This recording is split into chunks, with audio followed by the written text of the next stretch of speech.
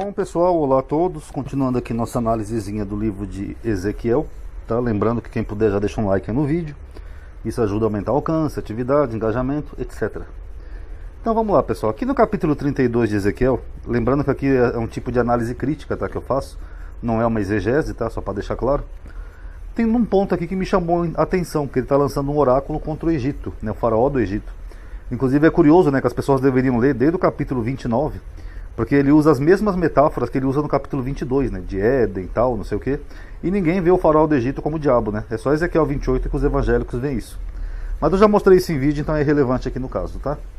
Mas aqui ele diz assim, ó: Filho do homem, pranteia sobre a multidão do Egito, e faze-a descer, a ela e as filhas das nações magníficas, as partes mais baixas da terra, juntamente com os que descem a cova, a quem sobrepujas tu em formosura, desce e deita-te com incircuncisos.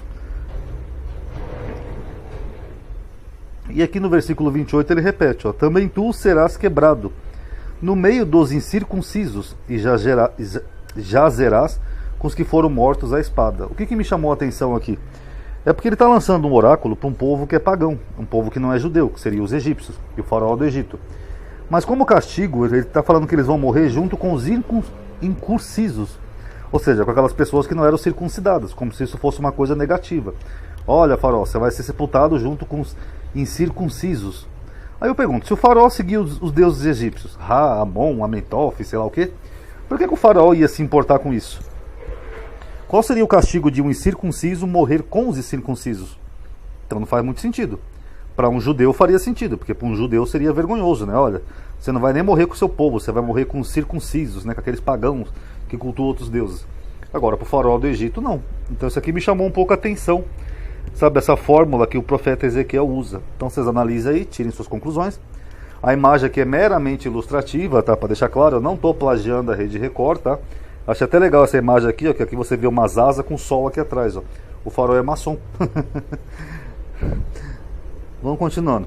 Já no capítulo 33, ele diz assim: Filho do homem, os moradores desses lugares desertos da terra de Israel, ou seja, dá a impressão que ele está falando dos israelitas, dos que estavam fugindo e estavam morando no deserto por causa da guerra, né, da invasão babilônica, falam dizendo: Abraão era um só e possuiu esta terra, mas nós somos muitos. Esta terra nos foi dada em possessão. O que me chamou a atenção aqui? Ele está dando a entender que esse povo, eles tinham a terra por possessão e não por herança, como se eles não fossem descendentes de Abraão. Então o profeta dá a entender que teve um Abraão, que era um só, e Abraão comprou essa terra, ele possuiu, era dele, né? Isso está lá no livro de Gênesis. Mas só que eles não, eles por serem muitos, dá a impressão que eles tomaram a terra por possessão, ou seja, eles tomaram posse da terra. Então meio curioso, né? Dá a impressão que na visão do profeta Ezequiel é como se eles não fossem descendentes desse Abraão. Aqui no versículo 25 e 26 ele fala assim, ó: Diz-lhes, portanto, assim diz o Senhor Deus: Comeis a carne com o sangue, e levantai os vossos olhos para os vossos ídolos, e derramais o sangue. Porventura possuireis a terra?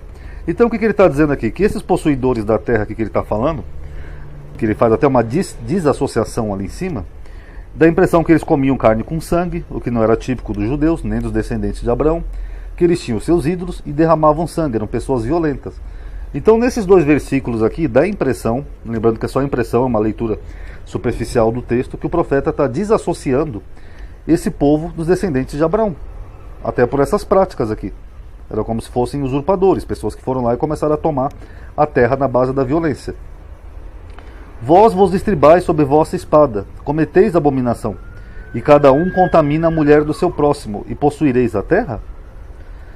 Assim lhes dirá: assim disse o Senhor Deus, vivo eu, que os que estiverem em lugares desertos, que é os mesmos que ele está se referindo ali no versículo 24, cairão à espada, e o que estiver no campo aberto, o entregarei às feras, para que o devorem, e os que estiverem em lugares fortes, em cavernas, morrerão de peste. Então Deus está castigando aquelas pessoas ali do versículo, tá bom? Então, só por esse versículo aqui, dá a entender que aqui no 24 eram os israelitas mesmo. Então, meio curioso. E para finalizar, outra coisa que Ezequiel fala, que me chamou a atenção, é isso aqui, ó. Quanto a ti, ó filho do homem, os filhos do teu povo Então nota que aqui ele faz uma separação. Ele fala os filhos do teu povo, os filhos do povo do profeta Ezequiel. Falam de ti junto às paredes e nas portas das casas, ou seja, eram fofoqueiros. E falam um contra o outro. Inclusive isso aqui no judaísmo é um pecado, né? Que é lashon hara, que é fofoca, falar mal dos outros. É o que mais acontece comigo. Tem gente que fala tanto mal de mim, enquanto isso eu estou aqui fazendo meus vídeos. Podem falar à vontade, tá, pessoal? Enfim. Cada um a seu irmão, dizendo: vinde, peço-vos, e ouvi qual seja a palavra que procede do Senhor. E eles vêm a ti. Aí ele fala aqui, ó, como o povo costumava vir, só que aqui ele já não fala que é o mesmo povo de Ezequiel, que aqui ele usou um pronome, ó, teu povo, e se assentam diante de ti como o meu povo. Ou seja, eles procuravam o profeta como se fosse o povo de Deus. E ouvem as tuas palavras, mas não as põem por obra, pois lisonjeiam com a sua boca, mas o seu coração segue a sua avareza. Então, duas coisas interessantes aqui. Primeiro, ele dá a entender que esse povo de Ezequiel, eles procuravam ele como o povo de Deus procurava Deus. Então você vê uma diferença aqui entre dois povos, aqui nesse texto, como se o profeta fizesse uma separação. Então Deus fala para ele: olha, Ezequiel, o teu povo te procura como o meu povo costumava me procurar. Então é meio curioso isso. Então será que era o mesmo povo? É estranho. Segundo, aqui ele está falando de fofoca e lashon hara, até no versículo seguinte que eu poderia ter posto, ele fala que as pessoas não acreditavam no profeta, como se Ezequiel fosse um falso profeta.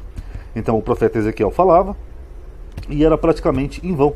Deixa eu até mostrar aqui o último versículo para vocês, rapidinho, só para vocês entenderem meu ponto.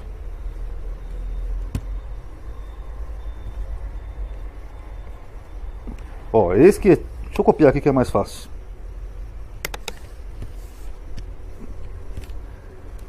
Aqui ele diz assim, ó: eis que tu és para eles como uma canção de amores, de quem tem voz suave e que bem tange, porque ouvem as tuas palavras, mas não põem por obra. Quer dizer, eles escutavam, mas não praticavam aquilo que o profeta dizia. Então fica curioso, por que o povo procurava o profeta se não era para fazer o que ele dizia? Só se fosse um outro povo, que tinha ele como alguém sábio, alguém místico, alguém que tinha contato com o divino, mas não acreditavam nele porque tinham seus próprios costumes. Então isso é uma hipótese. Então eu acho meio curioso nessa separação de povo e povo que Ezequiel faz aqui algumas vezes. Dá a impressão até que Ezequiel é como se ele fosse do Egito, né? Porque aqui quando ele fala do faraó do Egito, ele está condenando o faraó a ser condenado a ser morto à espada junto com os circuncisos. Lembrando que os egípcios também praticavam circuncisão. Então tá aí, pessoal. Analise aí o que vocês acham. Faz algum sentido esses textos? Vocês entenderam alguma coisa? Porque essa parte aqui de Ezequiel ficou bem confusa para mim. Mas comentem aí o que vocês acharam, tá bom? Quem puder dar um like no vídeo. Obrigado por terem assistido. Paz a todos.